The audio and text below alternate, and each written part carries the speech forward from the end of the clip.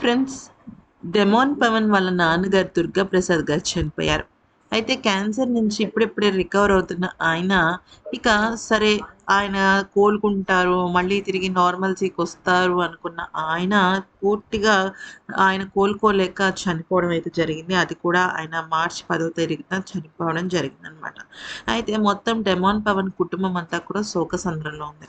మనందరికీ తెలిసిన విషయం ఏంటంటే, డెమాన్ పవన్, కళ్యాణ్, శ్రీజ వీళ్ళందరూ కూడా మనకి అగ్ని పరీక్ష నుంచి వచ్చిన బిగ్ బాస్ కంటెస్టెంట్స్ అనమాట. అంటే వాళ్ళకి దాదాపుగా 2½ మంత్స్ పాటు వాళ్ళకి బాండింగ్ ఉంది.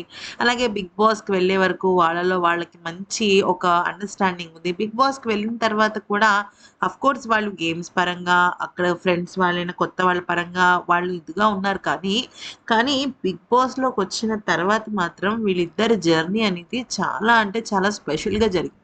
కళ్యాణ్ ఒకవైపు దూసుకుని వెళ్తుంటే, మరొక వైపు డిమాన్ కూడా తన సొంత క్యారెక్టరిస్టిక్స్, తన సొంత ఐడెంటిటీతో చాలా మంచి పేరు తెచ్చుకున్నాడు.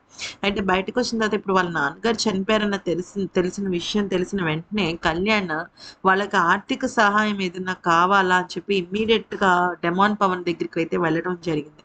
అయితే డెమాన్ విషయంలో కళ్యాణ్ ఆర్థికంగా సహాయం చేయడానికి సిద్ధంగా ఉన్నట్టు తెలుస్తుంది.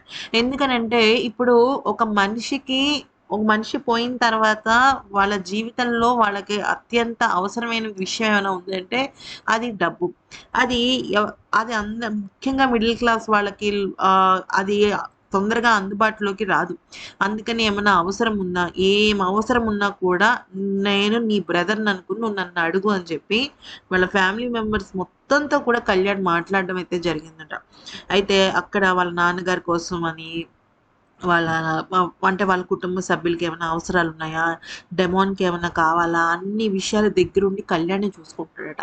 మరి ఈ వీడియో గనుక నచ్చినట్టయితే లైక్ చేసి సబ్స్క్రైబ్ చేసుకోండి.